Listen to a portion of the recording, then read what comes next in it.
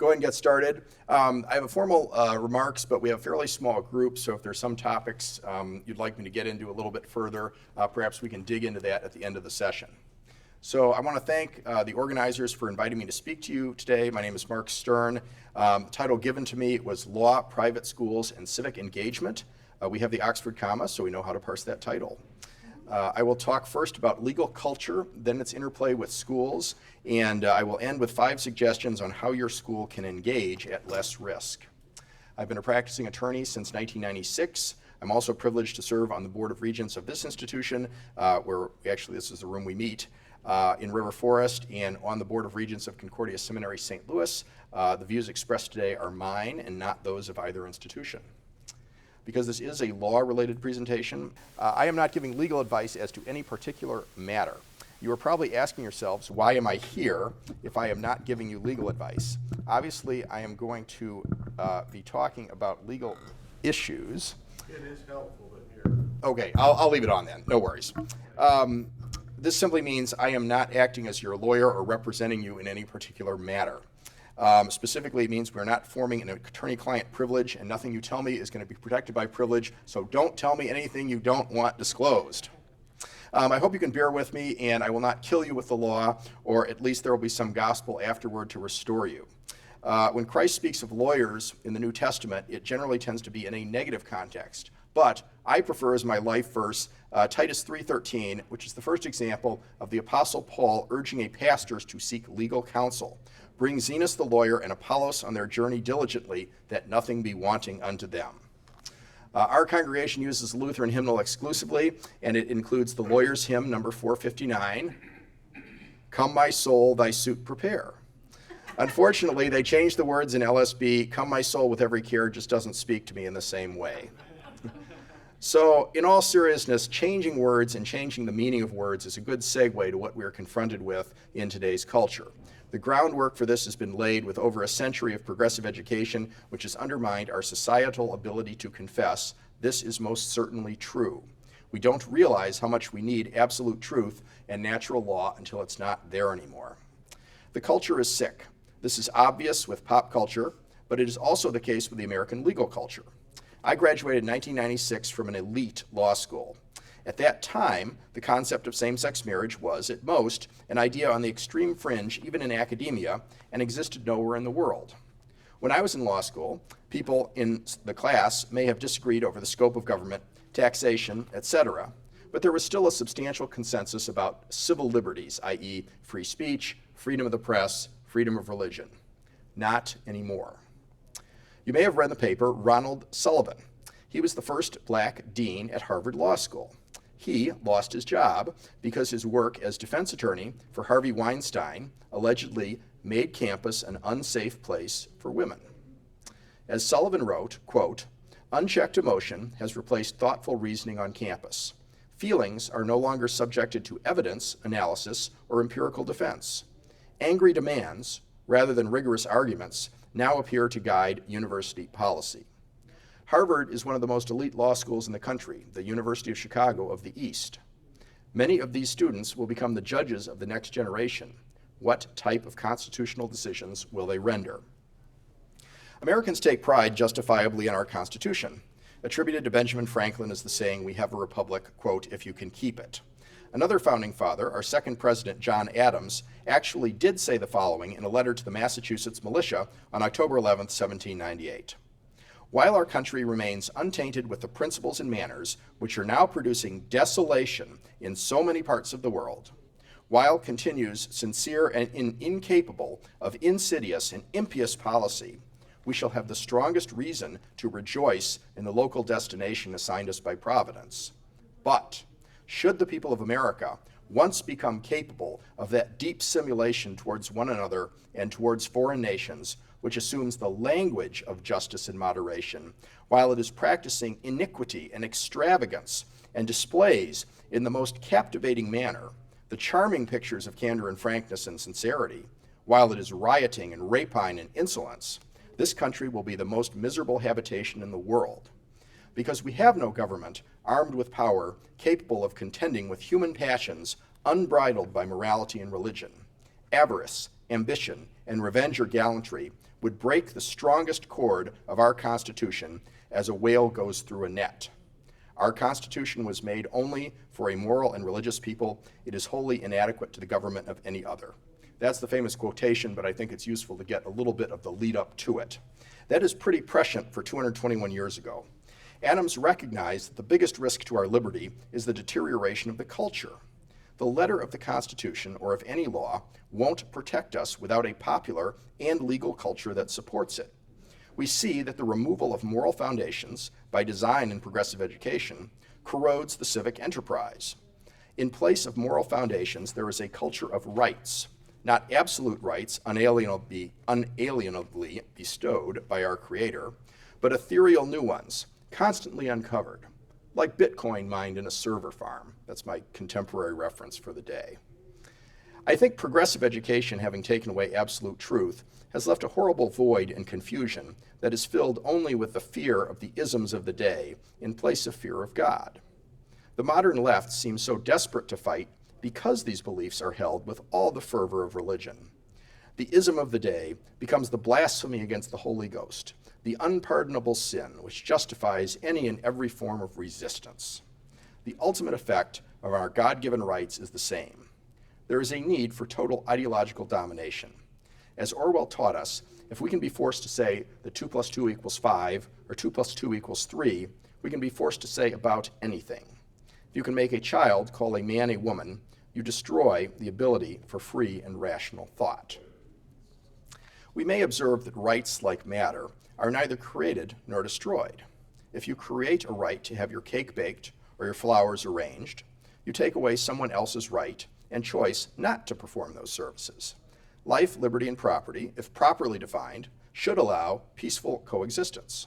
The problem arises when we create new rights. For example, the right not to be offended by microaggressions, or misdefine rights, for example, creating a liberty interest in abortion that denies the right to life of the unborn child. When something is added, something else must be subtracted. So I'm going to analyze this in terms of 19th century Lutheran theologian Charles Porterfield Krauth, who many people are familiar with. He has the famous analysis that error progresses in 3 stages. First, to ask for toleration. Second, to demand equal rights. And lastly, to assert supremacy. We have seen this progress to supremacy with homosexual activism. We are well on the way with gender identity. And no doubt this will continue to witness the normalization of the next vicious trend, even now percolating in the consciousness. But for us, we're on the opposite side of the coin, and things are going in reverse. It is perhaps unnecessary to contest whether America was or was not a quote-unquote Christian nation. It is clear that for at least most of our history, through about 50 years ago, Christian principles informed the culture. Whether or not officially so, and whether it was orthodox or merely civically religious or deism or whatever you want to call it, there was at least respect for the church and a general view that it was good for society. So I will define that as the supremacy phase for Christianity in America. About 50 years ago, the Supreme Court became more active under the commonly cited wall of separation between church and state, and began taking a more rigorous view of the Establishment Clause of the First Amendment.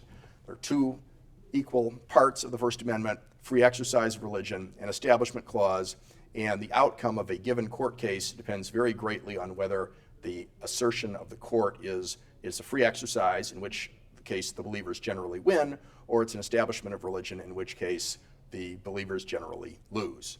And that is kind of the way it has come down. So First Amendment prohibits laws respecting an establishment of religion.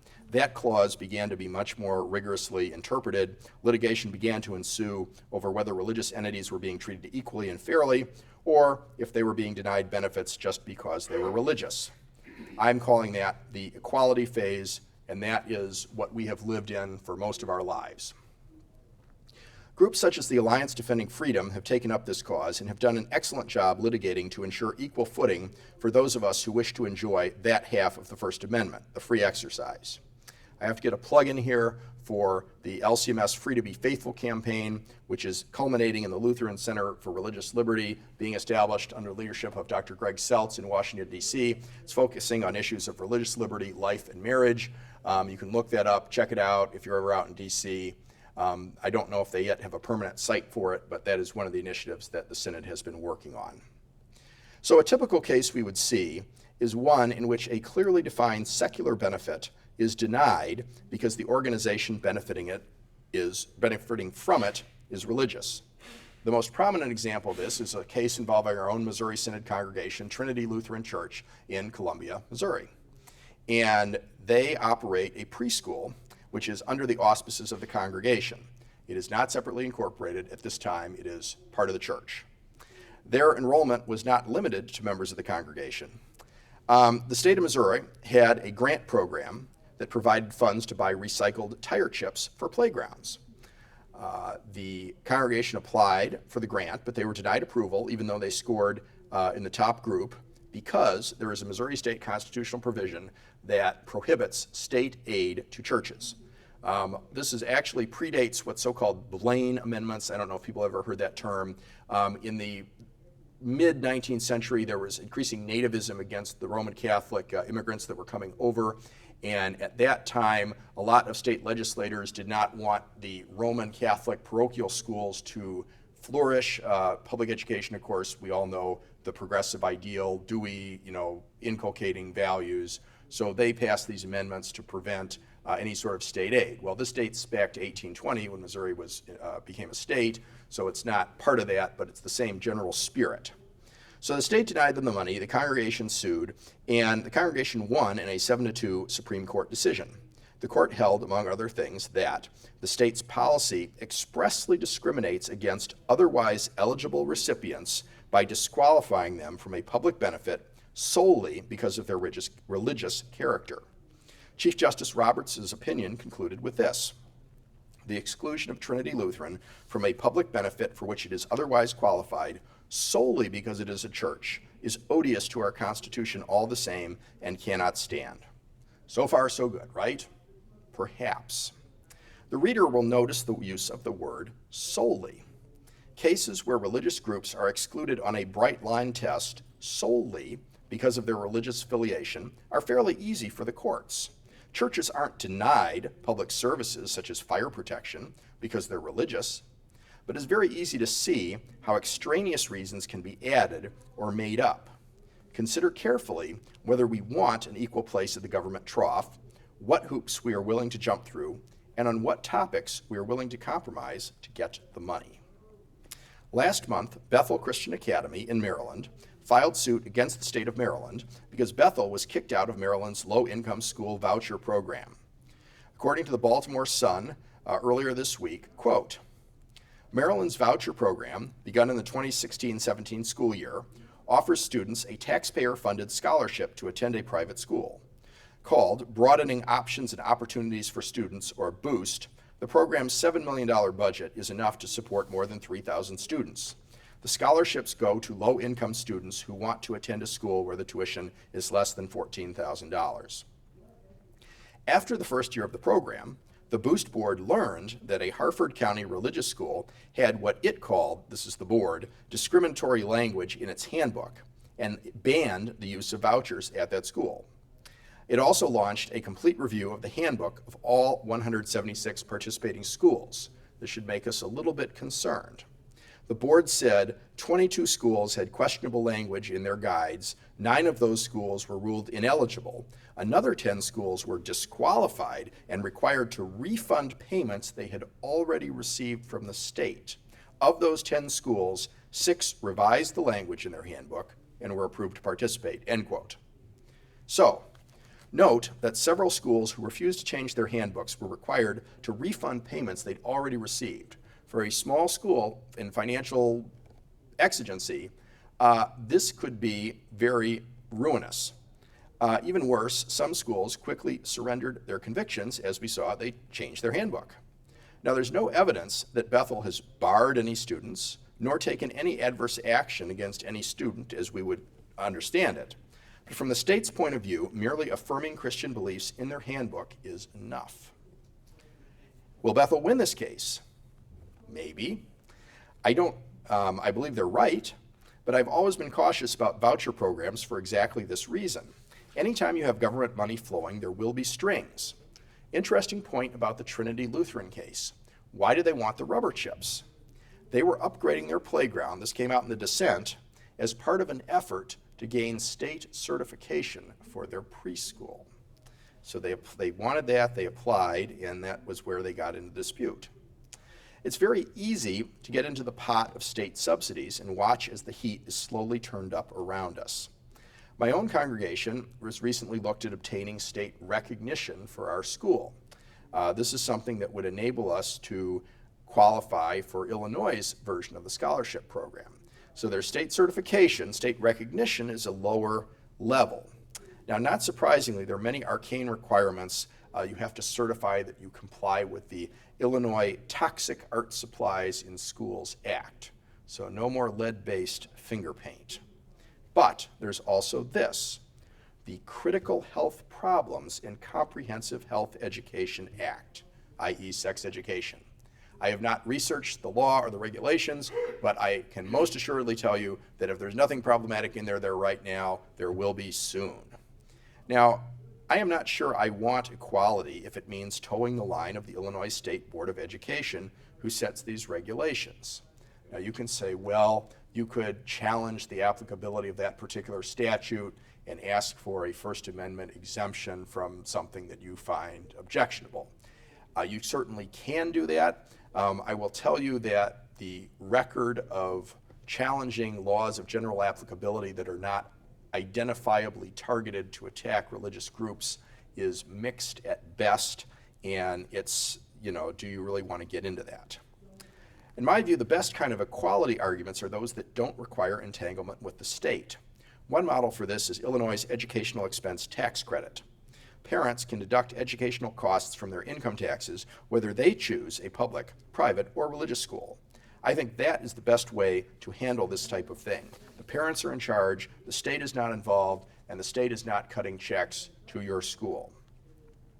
However, even the age of equality appears to be receding in many quarters. Our battle now is for mere tolerance. One need look no further than the Second Lady of the United States, Karen Pence, who teaches art at Emmanuel Christian School in Virginia, and that is not the same as Emmanuel Lutheran School, well known in the classical community. Also, confusingly enough, in Alexandria, that's Pastor Esgid and Dr. Habrecht, if some of you may know. This is another Emmanuel, and according to media reports, that school affirms traditional Christian morality, and its policy is that, quote, moral misconduct, which violates the bona fide occupational qualifications for employees, includes, but is not limited to, such behaviors as the following: heterosexual activity outside of marriage, e.g. premarital sex, cohabitation, extramarital sex, homosexual or lesbian sexual activity, polygamy, transgender identity, any other violation of the unique roles of male and female, sexual harassment, use or viewing of pornographic material or websites, and sexual abuse or improprieties toward minors as defined by Scripture and federal or state law, end quote. Any number of national news sources were horrified that Mrs. Pence would even consider teaching at such a school. But that's not all. Another school in the private school sports league in which Emmanuel is a member has refused to play games at Emmanuel because, as reported in a story in The Federalist by Joy Pullman, headlined, quote, progressive Virginia school refuses to play sports with icky Christian kids, quote, we understood that some students did not feel safe entering a school that bans LGBTQ parents, students, or even families that support LGBTQ rights, end quote. So of course, safe does not mean safe. There's no evidence that Emmanuel had or needed metal detectors, dogs, or many of the other safety accoutrements that we have seen as an increasing feature of the public school landscape today. But they, by virtue of simply encountering someone who held these views, they were threatened.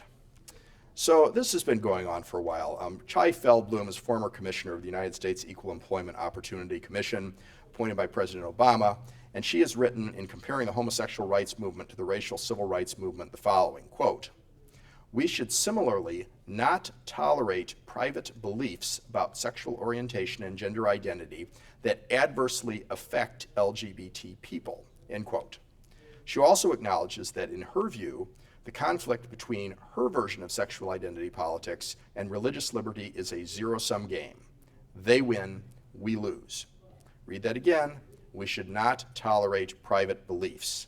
This, in a nutshell, is the goal, not merely to advance given policies, but using words such as bigotry, hate, bullying, etc., to stigmatize even the discussion of any contrary viewpoints. Looking back at Ronald Sullivan, if Harvard University is not going to tolerate an accomplished minority law professor who is a liberal criminal defense attorney, what kind of hearing will those of us lower on the intersectionality scale receive? Why such a visceral reaction?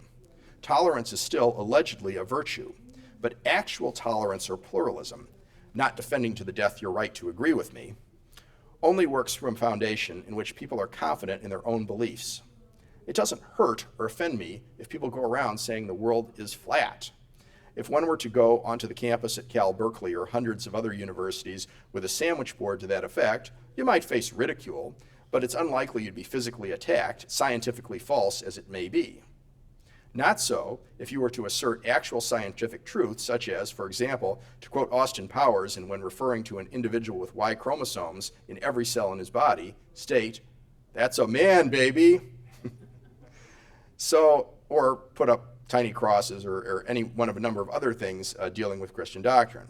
At least in the school context, the favorite arguments are that a given policy is, of course, for the children, so they are safe. So remember, Dr. Feldblum talked about policies that, quote, adversely affect, or beliefs that adversely affect LGBT people. Last month, the California Assembly passed Assembly Concurrent Resolution 99. Now, this was ostensibly addressing so-called conversion or restorative therapy, whereby individuals with same-sex attraction or other issues, sometimes stemming from sexual assault or other trauma that they have encountered in their lives, seek professional help to return to a normal life. So it's okay to help someone advance towards an alternative lifestyle, but if she wishes professional assistance to go the other way, that's increasingly illegal. So apparently this type of medical care is not simply a private matter between a woman and her doctor, but I digress.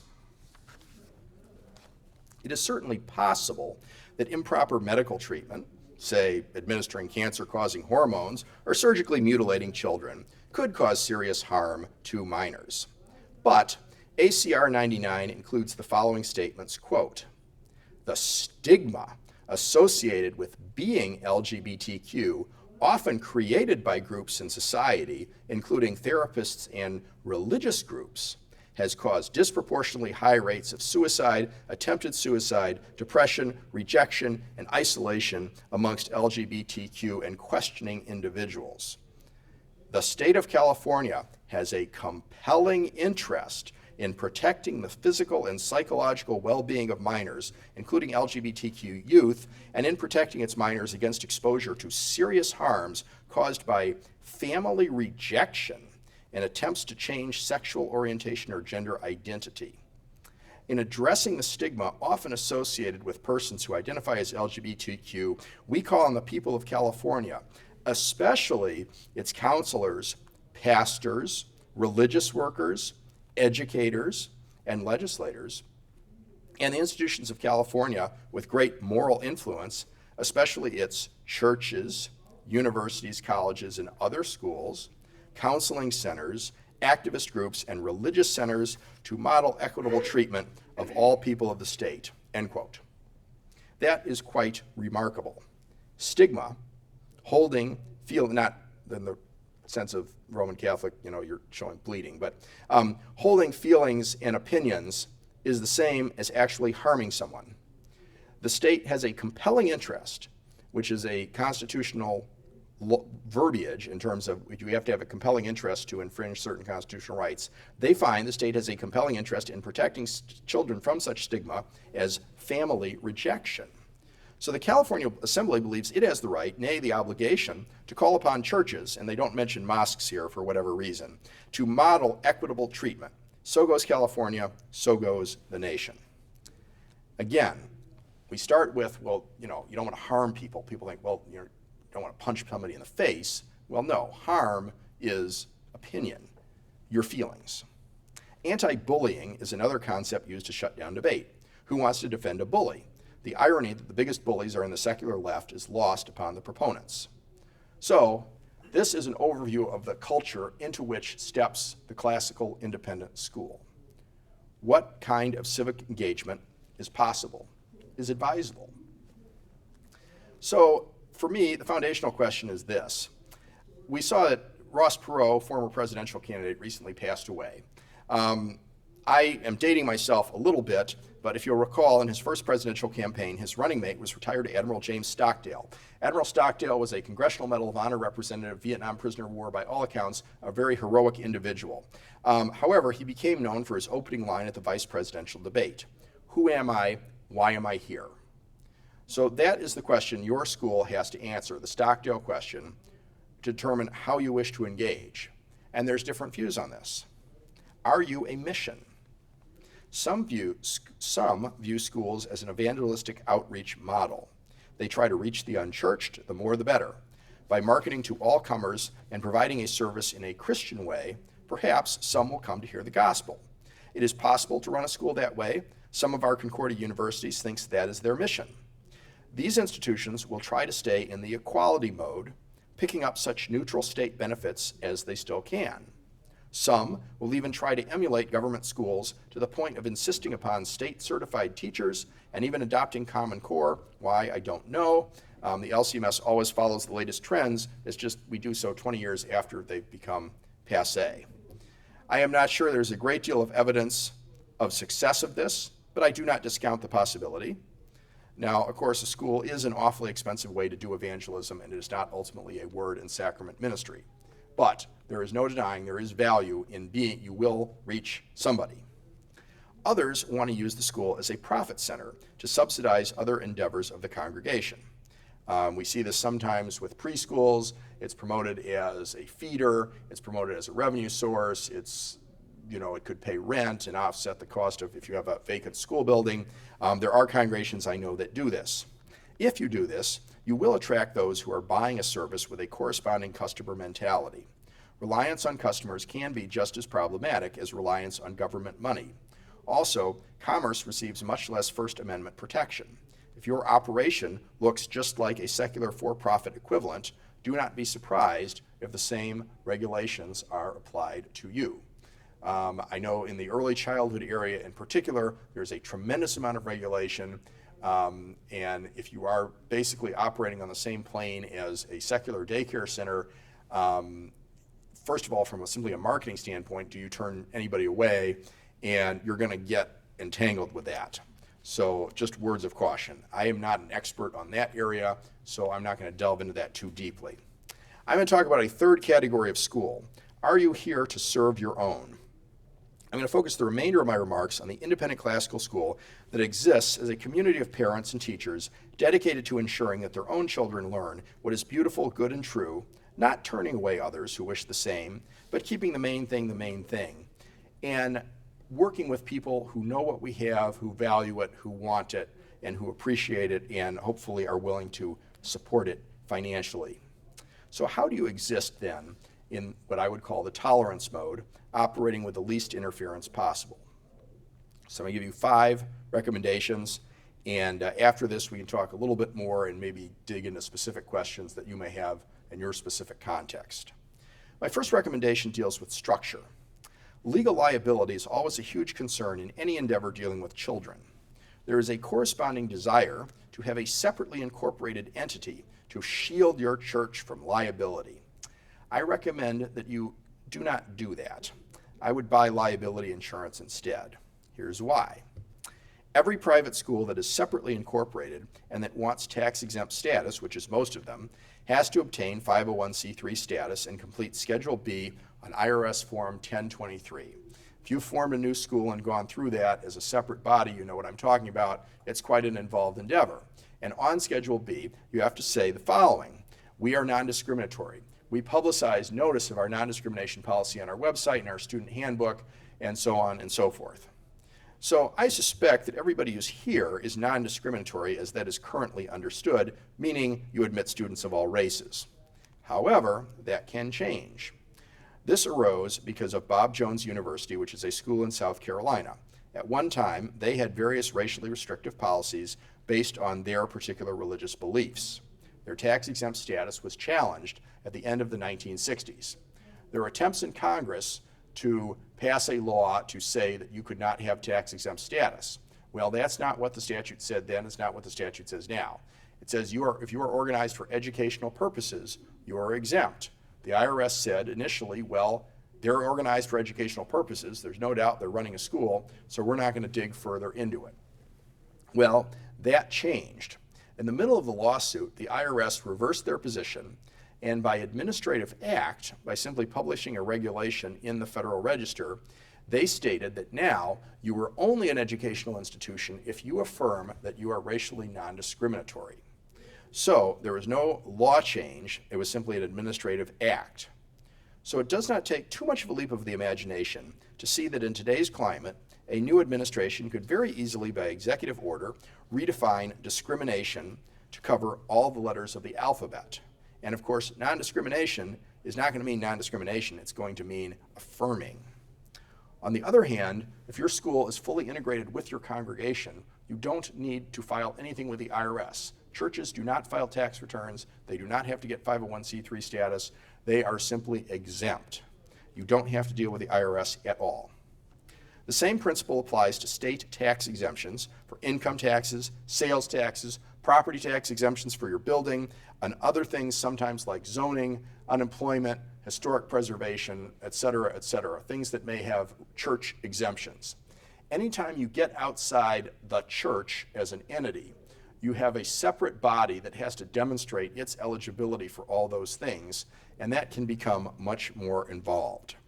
The more closely connected you are to the church, the harder it is for the governmental body to interject itself without violating the Free Exercise Clause.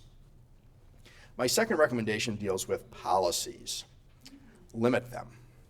When the same-sex marriage cases came down, congregations everywhere were scrambling to institute so-called wedding policies. A tremendous amount of time and effort was put into this, trying to cover every eventuality, lest some loophole somehow be left open and the congregation is going to be forced to perform a same-sex marriage. I think a lot of this, even the Synod did this, I think a lot of this was frankly a waste of effort. The cult of accreditation focuses very heavily, and if anybody's a CCLE accreditor in here, I'm not intending to cause stigma to you, but focuses very heavily on having detailed policies to cover everything and then implementing them in a consistent manner. Now that can be a good thing in some areas, but the retired principal of my school, which has never been accredited, stated that he was accredited, quote, by the congregation that paid his salary and the parents that entrusted their children to his teaching. There's nothing wrong with having appropriate policies, but I caution against trying to get too specific on issues that are simply cultural hotbeds at the moment. Lawyers can make their living first writing policies and then finding holes. If you're relying on your policy to protect you, it may not, even if it is enforced.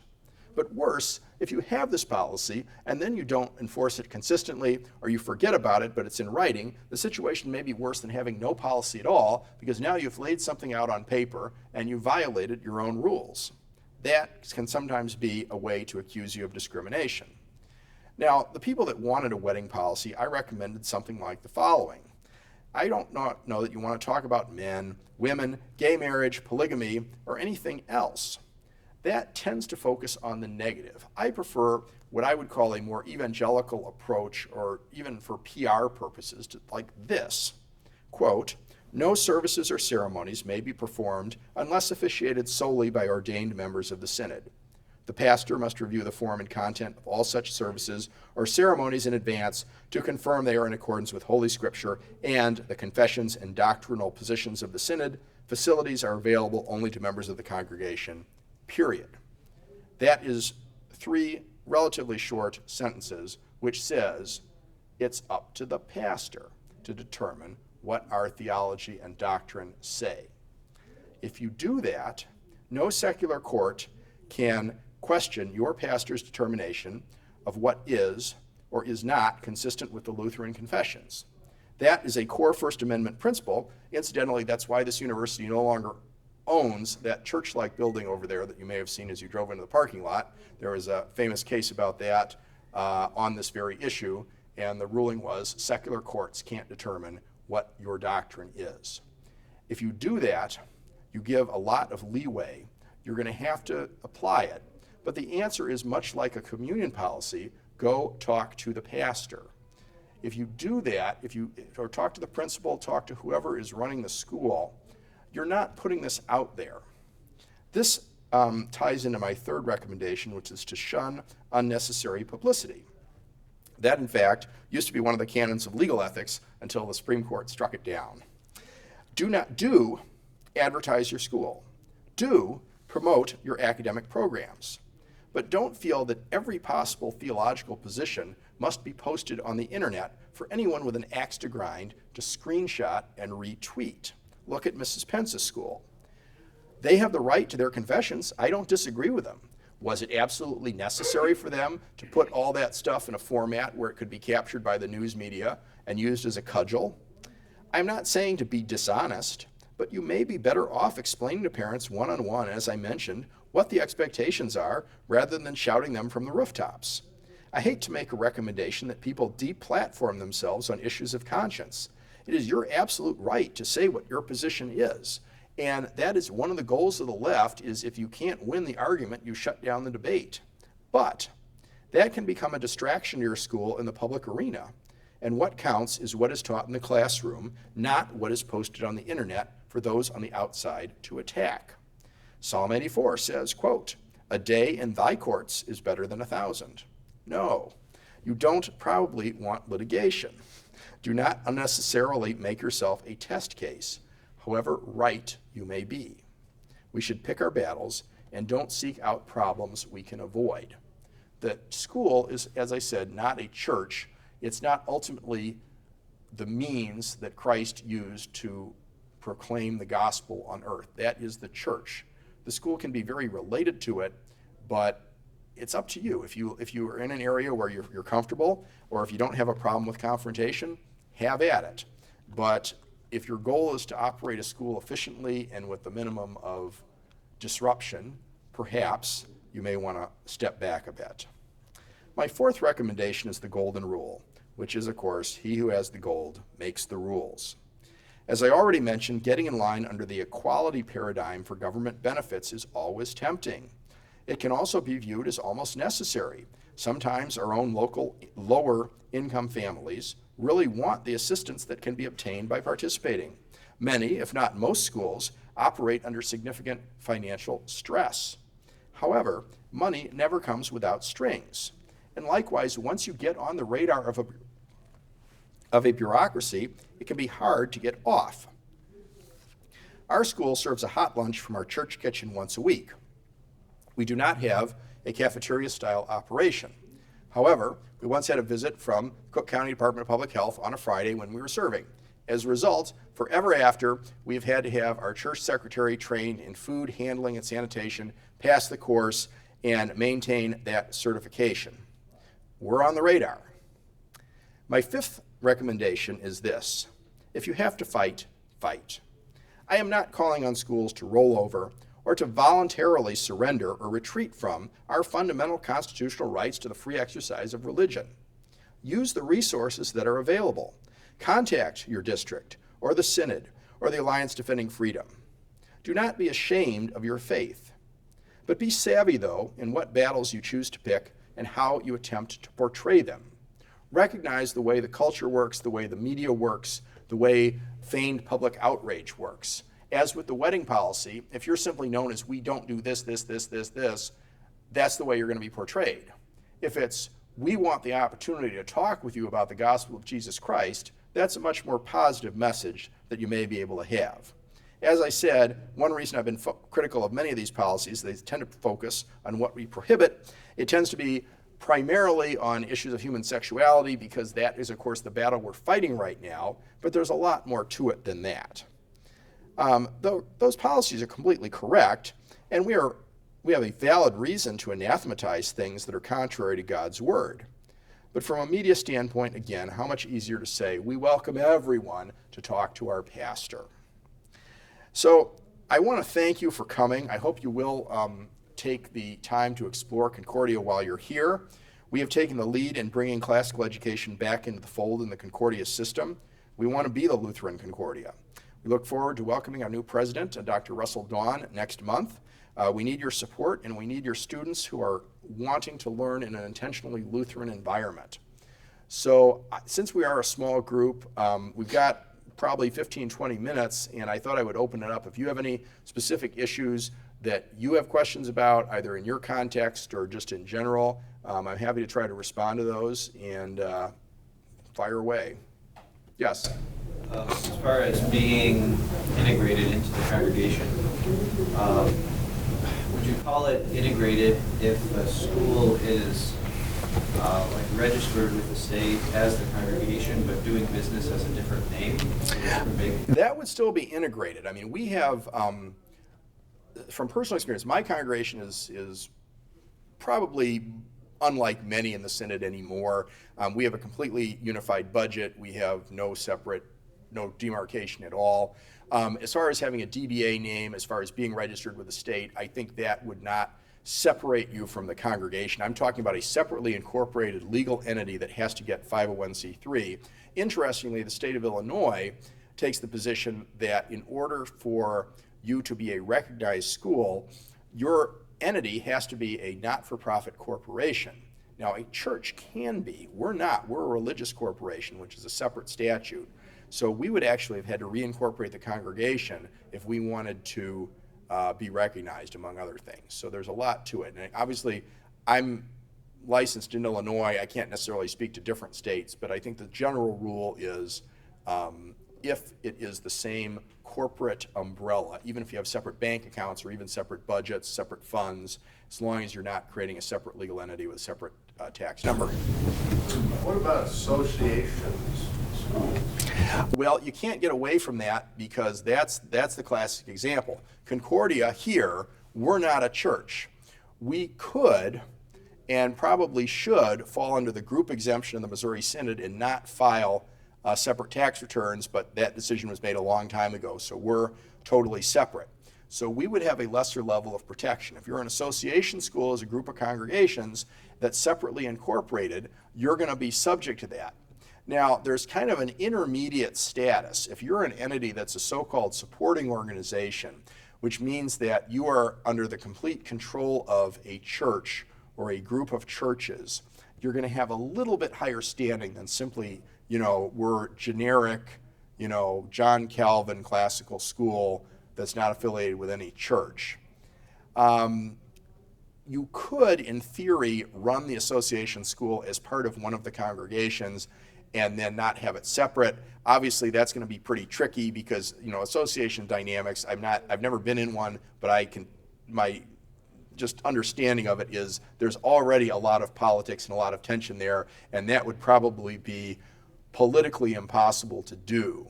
I'm not saying you couldn't do it from an operational standpoint, but that is one of the issues. When we have our Lutheran high schools, almost all of which are either separate or associations, they have a higher risk because they do have to do that. And again, we don't have a problem with Form B the way it is, or Schedule B the way it is now. I think all of our schools could affirm that, but it can very quickly change. And when it is, we affirm X, Y, Z, and anybody can go in whatever dressing room they want, that's going to be something that's intolerable for a Christian school and something we need to bear in mind. So that battle may have to be fought down the road. So I'm talking primarily about elementaries, but if they are an association, that's out there. We have a unique situation in New York. I don't know how much you know of laws there, but the school that we are in, it's a homeschool group that the church has taken on under the umbrella of the school. It used to have a school that died away, but they have a preschool. In order to maintain money, they became part of this universal pre-K program where the state gives money to the school and children can go there for free. So you're saying we should not be a separate entity, but since we are under this umbrella of the school, are we then connected to the preschool who is also under the school and is getting money from the state? Are we going to be affected by the rules that the state is imposing on that? Yeah, obviously I'm not in New York, so I don't know the specific law. I would say that you could have in theory, you could have multiple entities in the same place. So for example, there's a local congregation nearby I know the pastor of who they have a separately operated daycare which is operating in their old school building. It pays rent to the church. That is not bringing the church under the regulations, so I don't think likewise it would bring your homeschool group under the regulations. Now, what you do have to watch out for is facility usage, because when you are whenever you have a licensed entity operating, it's going to affect the building.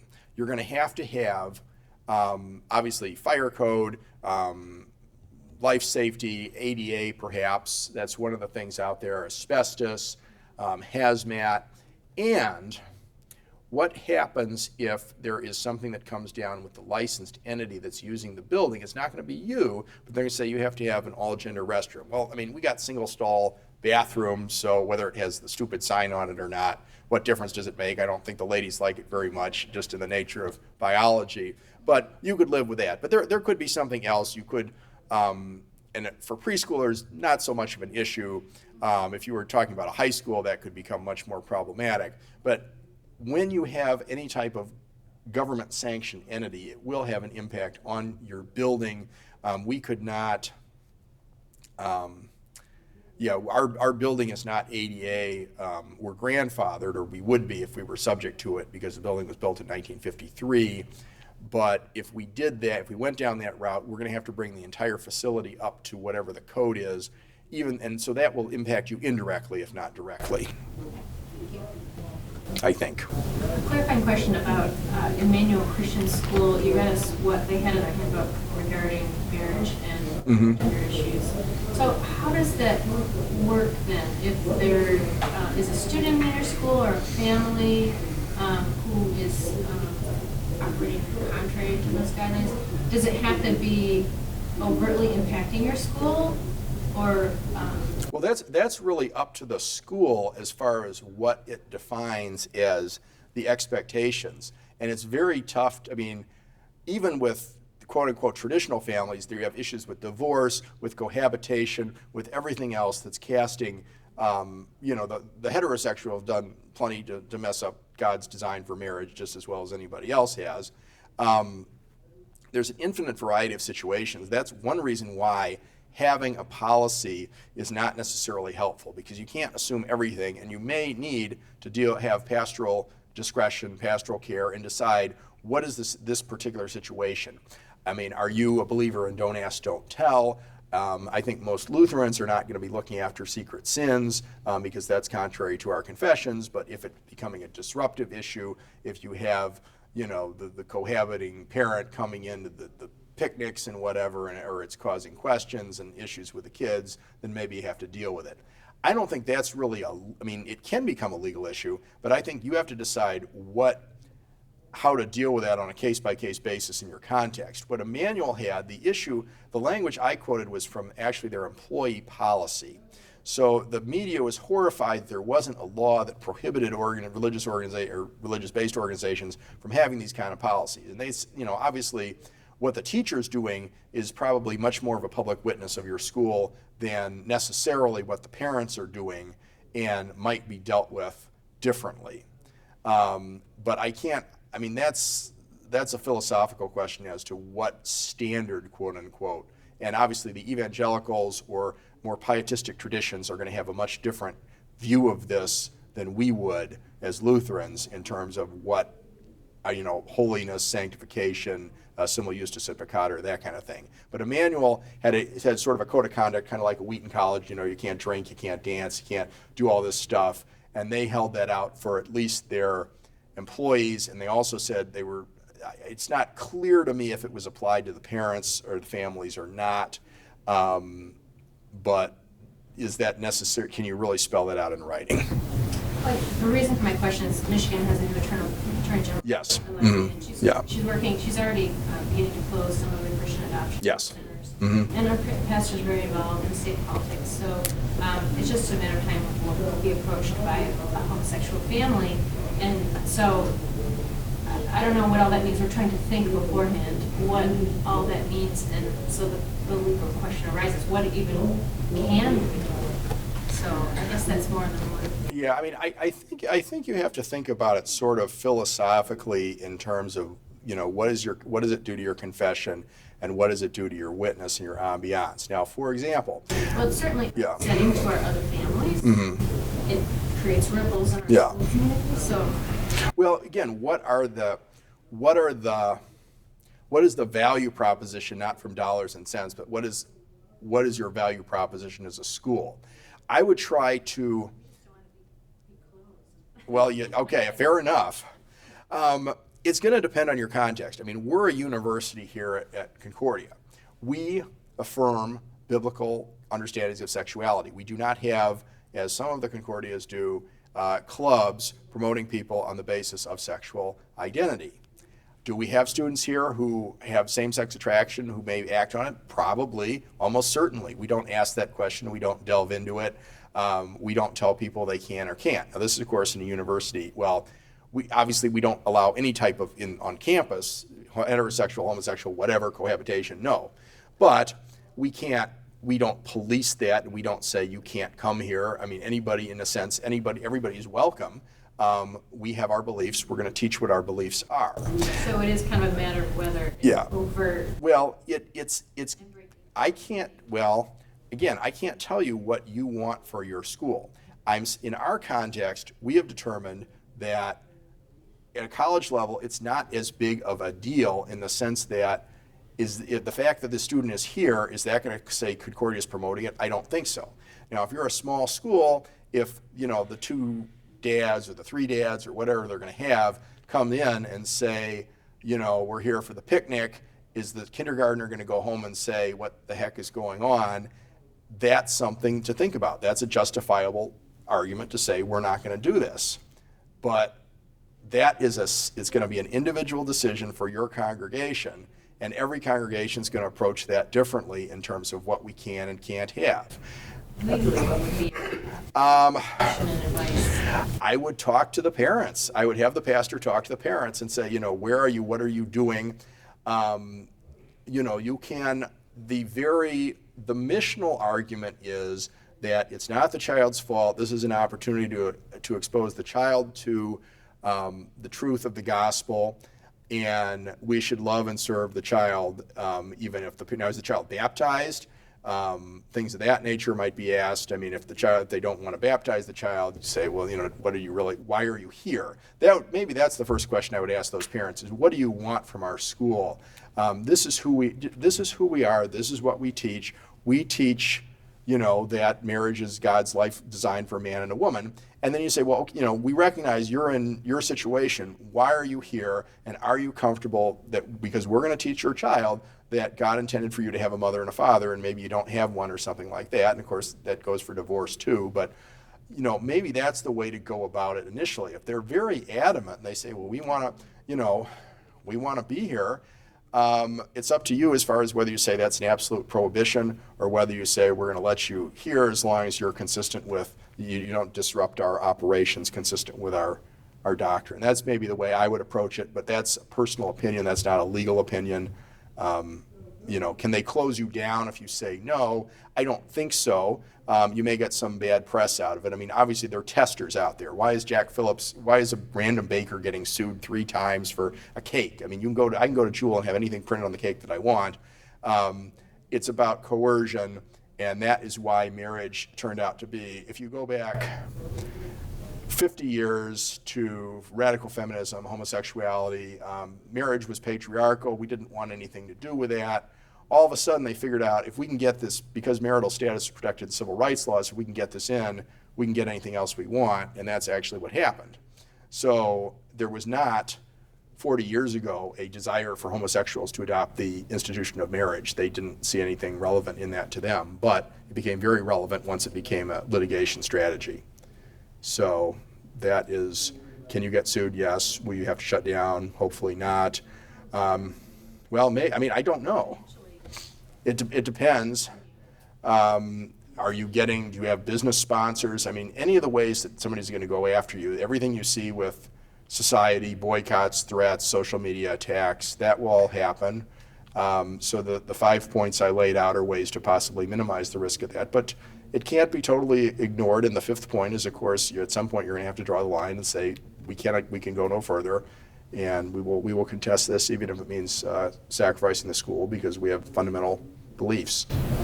You have that same problem like with Muslims wanting to come into the Christian school because it's a superior education.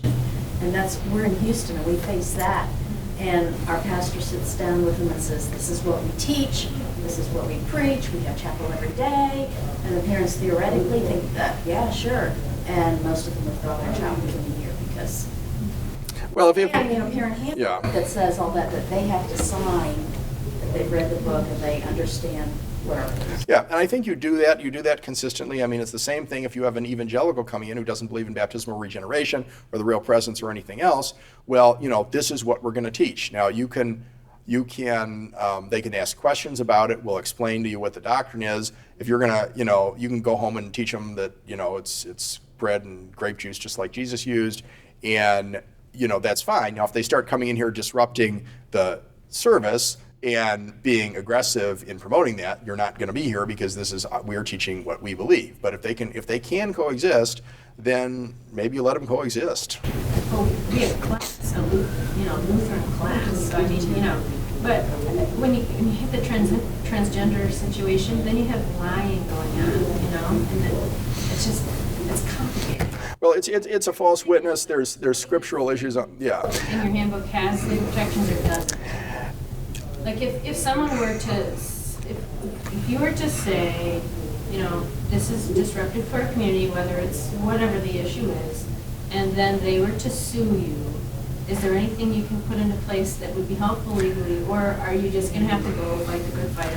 Well, somebody can sue you for absolutely anything. I mean, that is whether you are whether you have a basis for it or not. If you're going to have a policy, as I say, the policy is we teach issues of human sexuality consistent with the scriptural principles and the Lutheran confessions that are the teachings of the Lutheran Church Missouri Synod, and we operate our school consistently with that as determined by the pastor, principal, headmaster, whoever the person is in charge, and don't get into it all. If you have something that says, X, then somebody's going to come in and say, well, I'm X plus 1, and you're not covered. So I just don't see a point in validating all that stuff by making a laundry list, because it's all going to change anyway. I mean, just say our policy is God's word, and that would be, and you have them affirm, you have them sign the handbook, you have them do all this stuff, and you reserve the right to exercise discipline in the school consistent with that. I cannot prevent you from being sued. I cannot prevent any of my clients from being sued.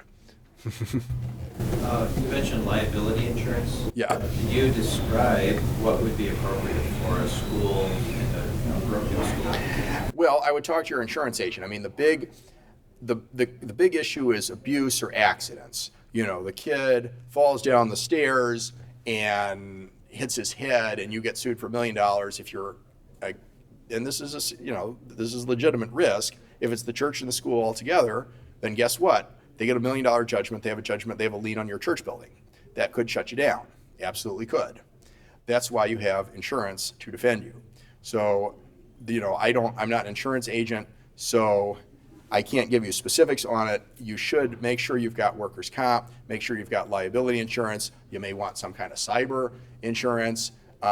Talk to your agent and find out what's available. Now, obviously, everything has a price associated with it.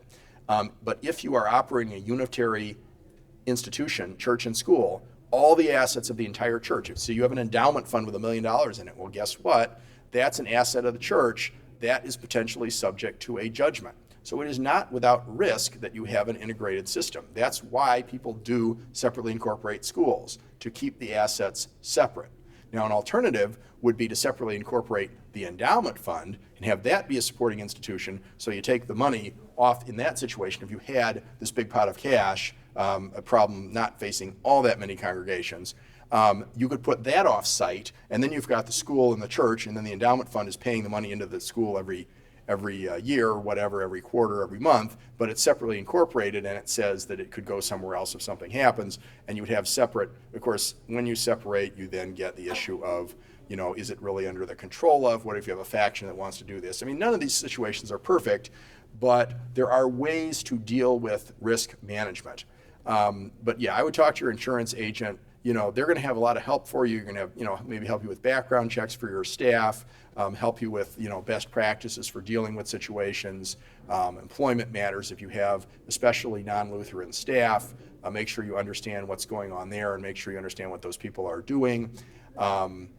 You know, you have under Hosanna-Tabor a lot of leeway in dealing with, Hosanna-Tabor is the case in Michigan where a teacher was fired for whatever reason. I think that's this, I actually met the pastor at a pastor's conference in Michigan that I spoke at. Okay, good to know. So, walk it auf. But in any event, the teacher was let go, there was a separation, and she sued for either benefits, unemployment, something else under the state, and the determination was the court cannot tell you who your ministers are. The state cannot force you to do that.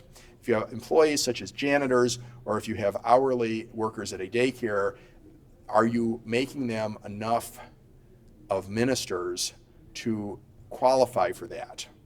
Is religion really incorporated in everything that you are doing? If it is simply an add-on, it becomes harder to make that argument. So all those things are things you might want to employ against. One lawsuit can be very expensive. You will be if you do get sued, you'll be very happy you have insurance because they will come in, they will bring in an attorney, and they will spend the money to do that. You will not get out of anything for less than $25,000 to $50,000 in a lawsuit, and it will go up from there if you do not get out on a motion to dismiss. The insurers are there for a reason.